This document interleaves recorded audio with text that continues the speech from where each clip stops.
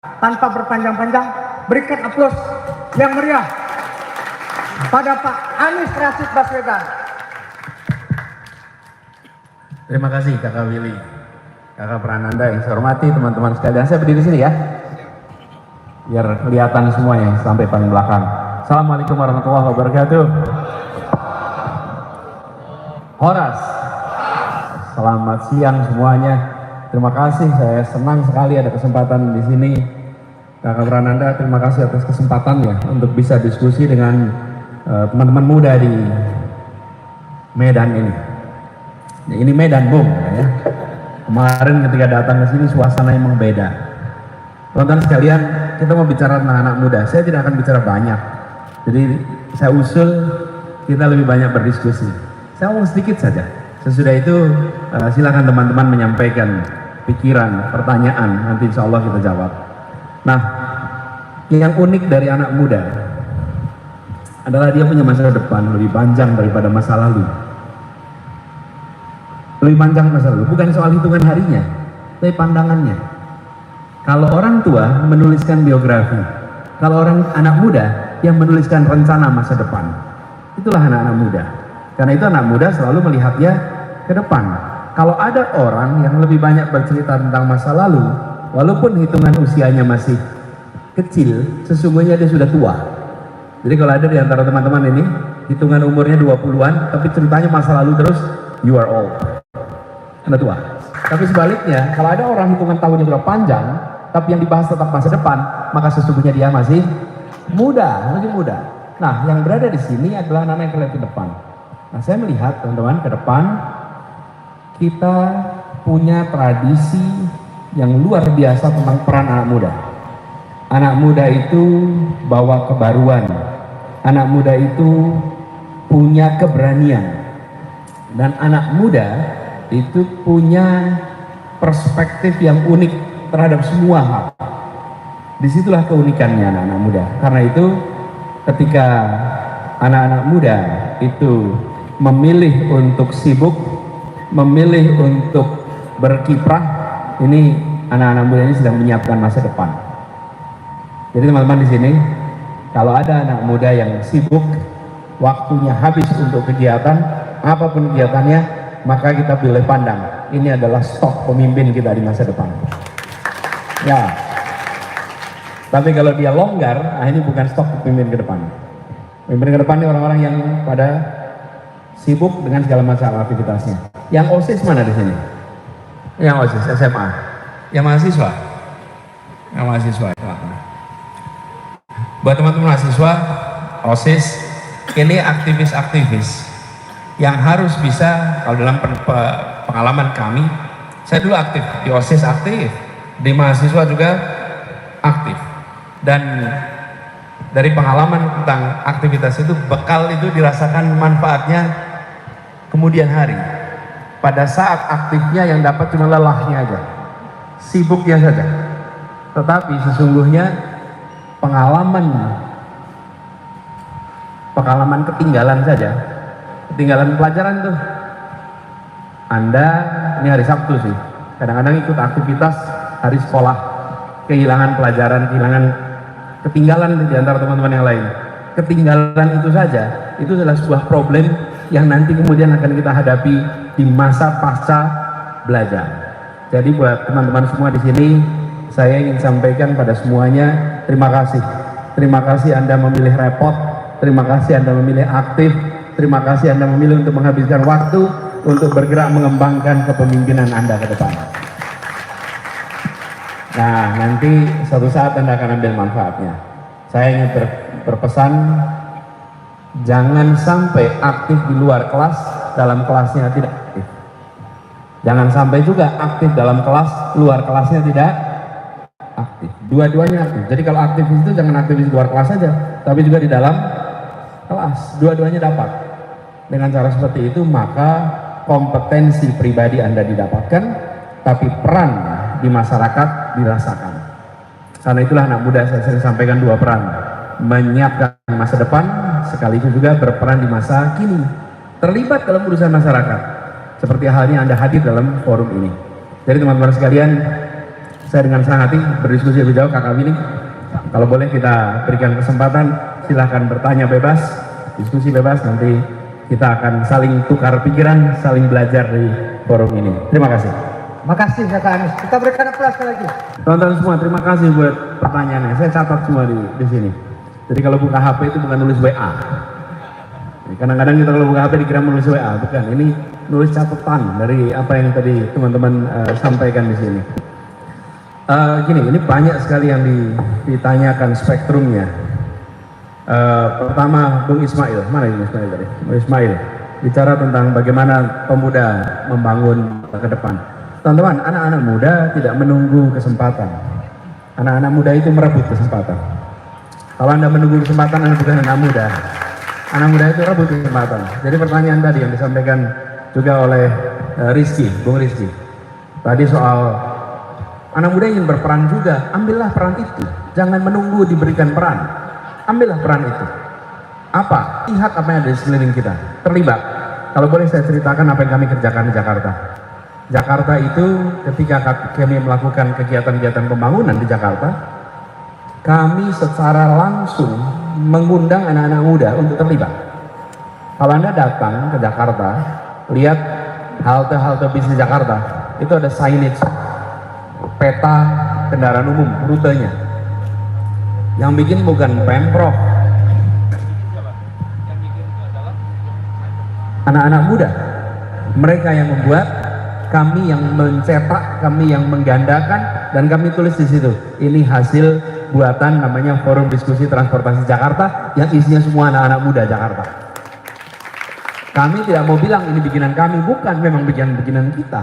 Yang punya ide adalah anak-anak muda. Nah, itu sebabnya waktu kita bertugas di Jakarta, saya sebut kota ini kota kolaborasi. Saya ajak semuanya turun tangan, yuk terlibat langsung. Terlibat langsung. Kenapa? Karena saya pernah merasakan berada di posisi Anda.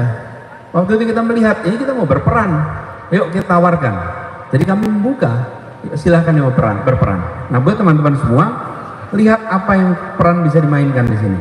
Kalau peran Anda itu, misalnya Anda menyaksikan sebuah pengelolaan pemerintahan, Anda menyaksikan kondisi masyarakat yang di situ ada ruang untuk Anda berperan, Anda ambil. Anda ambil. Dan tidak selamanya yang namanya peran itu politik. Saya beri contoh, teman-teman. Saya tadi malam ketemu dengan beberapa orang mahasiswa yang mengelola namanya Sumatera Utara Mengajar. Di mana anak-anak mahasiswa dikirim ke pelosok Sumatera Utara selama 2 minggu. Itu turun tangan nyata itu. Memilih 2 minggu berada di kampung-kampung, mengajari adik-adiknya, saudara sebangsanya, apapun yang Anda bisa ajarkan. Jadi yang disebut sebagai peran itu tidak hanya dalam urusan politik, tapi juga urusan-urusan yang lain. Jadi teman-teman sekalian, lihat lingkungan, ambil peran itu. Dan kalau Anda disebut pemimpin muda, ada orang yang mengambil peran. Seseorang disebut pemimpin bila apa? Apa karakternya pemimpin itu? Wibawa, apa lagi? Hah? Jujur, apa lagi? Apa? Hah? Bijaksana, apa lagi? Tegas, apa lagi? Fatonah, oke, amanah, tabligh, sidik. Apa lagi? Berani ambil risiko, apa lagi? Saya mau tanya teman-teman, kalau ada orang berani ambil risiko, dia bisa disebut pemimpin tidak? Kalau ada orang berwibawa, dia bisa disebut pemimpin tidak? Enggak. Kalau Anda jujur, Anda disebut pemimpin tidak? Belum. Jadi apa yang menjadi pemimpin? Pemimpin itu disebut sebagai pemimpin jika dan hanya jika ada pengikut. Oke? If nobody follow you, you are no leader. Ya, if nobody follow you, you are no leader. Nih seorang muslim sholat, lagi sholat nih sendirian sholat. Walaupun tempatnya di dalam mihrab, boleh tidak disebut imam? Oke, syarat disebut imam bila apa? Itu dia. Begitu ada makmum maka Anda disebut imam. Jadi membuat Anda sebagai pemimpin siapa? Anak buah. Betul tidak? Jadi ketika Anda menyaksikan peran, Anda disebut berperan bila apa? Bila Anda secara gagasan, kerja, melakukan terobosan, orang lain mau ikut, Anda jadi pemimpin. Jadi ketika Anda memimpin, itu bukan karena punya jabatan. Nah, ini juga komentar untuk yang tadi adik kita dari SMA nih, namanya Ziva, ya, Ziva tadi menyebut saya menjabat sekretaris OSIS. Anak muda jangan jadi pejabat. Anak muda jadilah orang yang pegang tanggung jawab.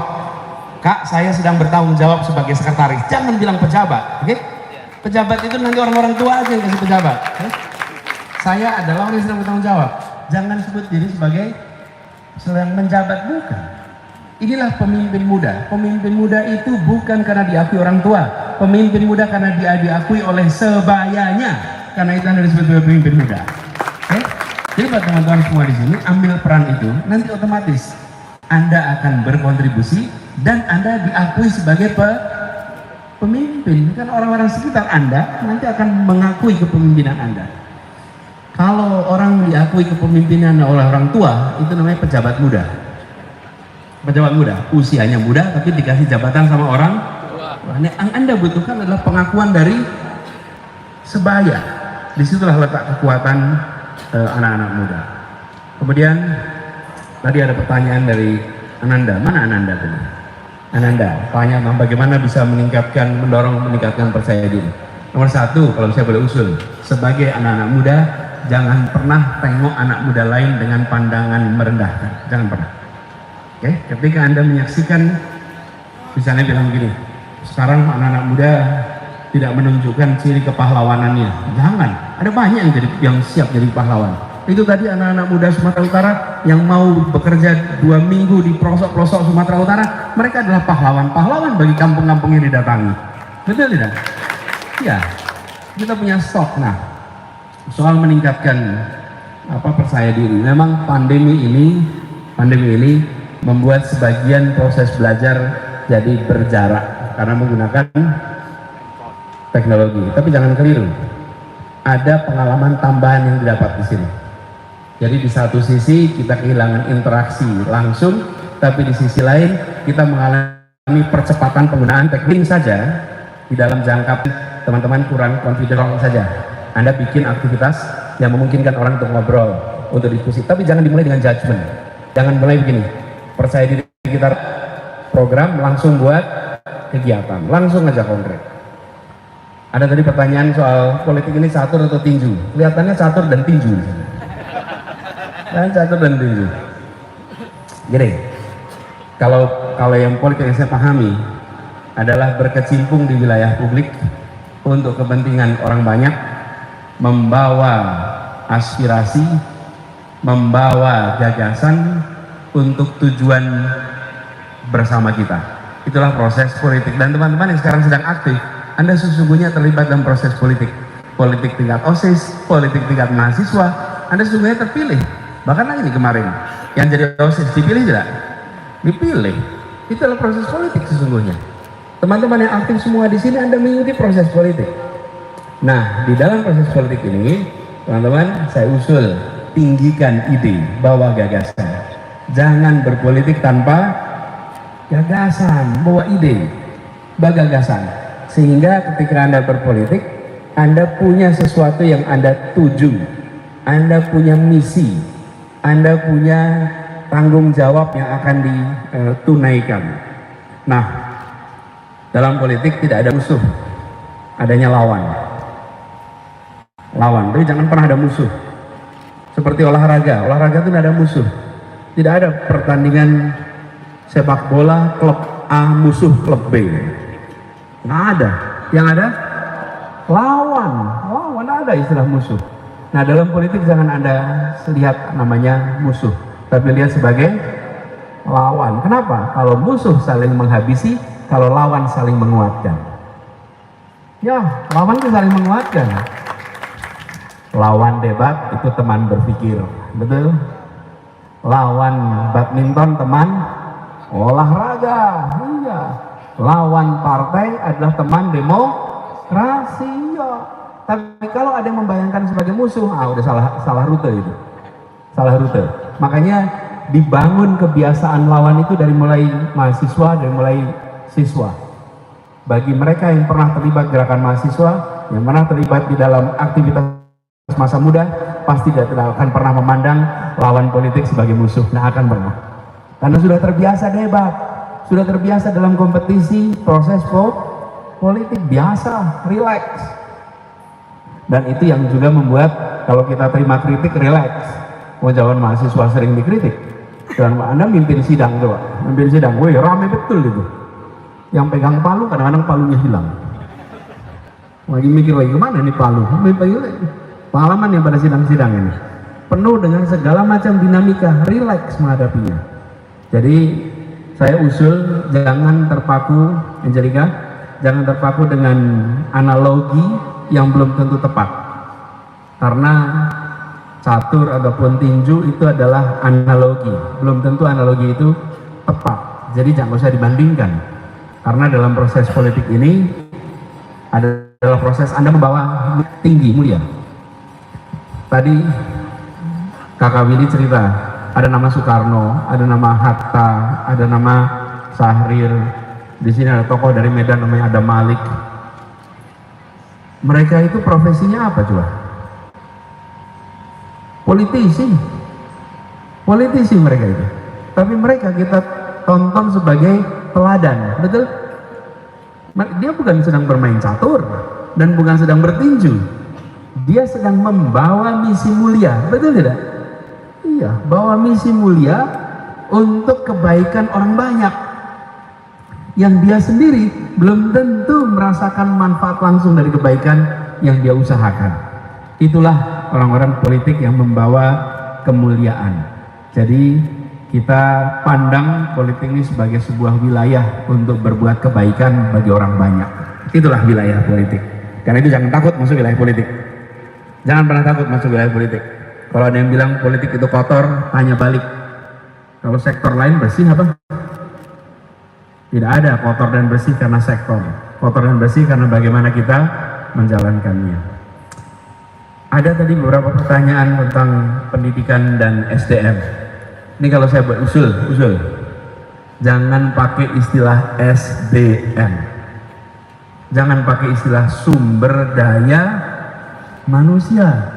Pengembangan sumber daya manusia. Kenapa jangan? Karena kalau kita bilang sumber daya manusia, manusia dipandang sebagai faktor produksi. Oke? Manusia itu disandingkan dengan apa? Dengan modal, disandingkan dengan tanah, disandingkan dengan teknologi, disandingkan dengan faktor-faktor produksi apapun. Jadi manusia dipandang sebagai unsur dalam proses ekonomi, padahal pendidikan bukan soal manusia sebagai tenaga kerja, tapi manusia sebagai sebuah entitas yang seluruh potensi harus ditumbuhkan. Jadi istilahnya pengembangan kualitas manusia. Istilah yang biasa dipakai kalau teman-teman lihat sudah beberapa dekade yang namanya Human Development Report, tidak pernah lagi menggunakan istilah Human Resource Development Report. Yang disebut adalah Human Development Report, pembangunan manusia utuh, bukan semata-mata sebagai faktor produksi. Dan pendidikan tidak boleh dipandang sebagai persiapan kerja. Ini yang saya khawatirkan dari pendidikan tinggi hari ini. Saya khawatir sekali pendidikan tinggi diarahkan untuk menjadi persiapan kerja. Pendidikan tinggi bukan sekedar menciptakan penjajah-penjajah ilmu pengetahuan yang akan menjual ilmunya kepada mereka yang akan membeli dengan harga termahal. Bukan. Pendidikan harus mengembangkan seluruh potensi manusianya. Jadi buat teman-teman di sini usul ya, jangan pakai istilah SDM, tapi istilahnya pengembangan kualitas manusia. Nah, Fauzan tadi tanya, mana Fauzan? Bung Fauzan, SDM kita banyak, tapi kita belum merasakan hasilnya. Teman-teman, sesungguhnya kita sudah mulai merasakan hasilnya. Sesungguhnya, mana hasilnya? Ini contohnya apa yang kita lihat pembangunan hari ini? Itulah hasil pendidikan kita. Hasil pendidikan kita. Hanya saja kita sering membandingkannya dengan kesempurnaan. Kalau dibandingkan kesempurnaan, kita belum sempurna. Tapi kalau dirasakan hasilnya, sudah. Bayangkan Medan 30 tahun yang lalu. Medan 20 tahun yang lalu, Indonesia 30 tahun yang lalu. Itu kita mengalami perubahan lewat apa? Lewat kualitas manusia. Orang tua kita, teman-teman coba cek, generasi kakek kita banyak yang tidak melek huruf Latin. Lalu generasi orang tua ayah kita mulai melek huruf Latin. Di bawahnya seperti kita sudah tidak lagi berbicara melek huruf. Itu sesungguhnya kita sudah merasakan ada perubahan. Nah, kita ingin agar perubahan ini bisa lebih cepat lagi. Karena itu buat anak-anak muda yang kita ingin siapkan lebih jauh adalah pendidikan yang memberikan kesempatan untuk mengembangkan potensinya, seluruh potensinya. Dan kalau itu disiapkan, rasanya Indonesia akan bisa maju lebih cepat lagi.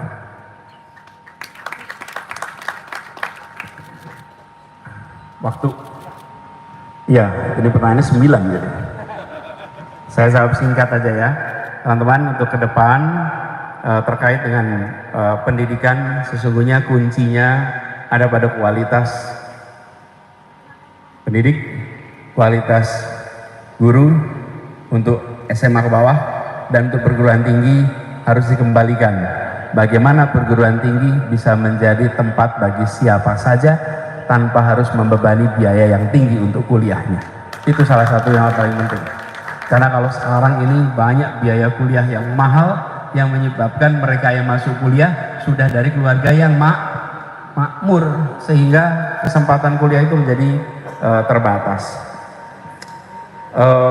Ada pertanyaan dari Bung Muhammad Hidayah. Mana Bung Hidayah tadi? Ada misi restorasi. Apa misi restorasinya? Apa sih yang unik dari Republik ini? Tadi disebutkan, Republik ini didirikan untuk menghadirkan keadilan sosial bagi seluruh rakyat Indonesia. Karena itu ketika bicara restorasi, restorasi adalah mengembalikan kepada gagasan awal. Kembali ke gagasan awal, di mana Indonesia didirikan untuk menghadirkan keadilan sosial. Jadi insya Allah keadilan sosial itulah yang akan kita bawa. Dan kalau ada keadilan sosial, insya Allah ada persatuan. Kalau ada persatuan, insya Allah ada pertumbuhan dan kesejahteraan. Jadi itu yang insya Allah kita jadi fokus dari kita. Audrey, teruskan. Mana Audrey tadi? Audrey teruslah jadi siswa 3 warga. Ini semua juga begitu. Warga Medan, warga Indonesia, warga dunia. Jangan hanya warga Medan, warga Indonesia, tapi juga warga dunia harus. Jadi Anda harus punya perspektif global. Kalau Anda tinggal di Indonesia, di tempat kosan Anda pasang itu peta dunia. Oke, pasang peta dunia, biar Anda lihat ternyata jarak Medan dengan India bisa jadi lebih dekat daripada Medan dengan Merauke. Oke, cuman karena kita tidak pernah lihat petanya besar, maka perasaan kita hanya seukuran Indonesia. Coba Anda lihat aja, jaraknya beda sekali. Begitu kita melihat dalam perspektif global, maka peran kita juga akan global. Buat generasi baru ke depan, hatinya grassroots, tapi kompetensinya harus global. Harus global. Hatinya grassroots, jangan kebalik. Jangan kebalik, itu yang harus dilakukan. Jadi teman-teman itu, Bung Pangeran, mana Bung Pangeran? Terus aktif Bung Pangeran. Kalau bicara tentang pengembangan, tidak penting soal warna pikiran, organisasi dan lain. Kembangkan sesuai dengan minatnya. Dan organisasi kemahasiswaan harus relevan. Harus bisa merangsang anak-anakmu terlibat. Bukan karena kehebatan masa lalu, karena tapi tawaran untuk masa depan. Itulah kekuatan anak-anak muda. Jadi buat teman-teman semua, rasanya saya sudah coba komentari hampir semua yang tadi ditanyakan. Saya titip pada semuanya, teruslah menjadi pemimpin muda. Dan pemimpin muda itu bukan karena punya jabatan, tapi karena diakui oleh sebayanya. Diakui oleh sebayanya. Bila Anda tidak diakui sebayanya, lewat. Dan diakui itu 3 unsurnya. 1, kompeten. 2, berintegritas. 3, dekat. 1, kompeten. 2, integritas. 3, kedekatan. 3 itu. 3 itu yang buat Anda dipercaya. 3 itu yang buat Anda akan mendapatkan kepercayaan dari kanan kiri. Insya Allah kita semua menjadi calon-calon yang akan bisa meneruskan sejarah perjuangan kita. Terima kasih. Pak Anies tetap di sana, Kakak Pernanda kita undang. Tukang foto silahkan di atas panggung, kita foto menghadap sana Pak Anies. Jadi ini gaya milenial Pak Anies. Kalau teman-teman kelihatan kan? Oke. Boleh berdiri atas bangku bos, biar kelihatan semua bos.